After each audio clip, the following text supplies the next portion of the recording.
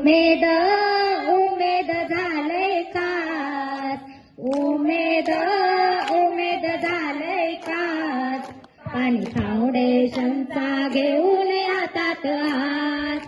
गावातील शेतकरी बोलवा ग, शेतीचे महत्व सांगा ग, करू बचत पैशाची मारू गाठ, पाणी फाउंडेशनचा घेऊन हातात हात. शेतीचा आरसा दाखवा ग, गटाचा विकास करा ग, मानाने नजरा करूयाचा, पाणी फाउंडेशनचा घेऊन हातात हात.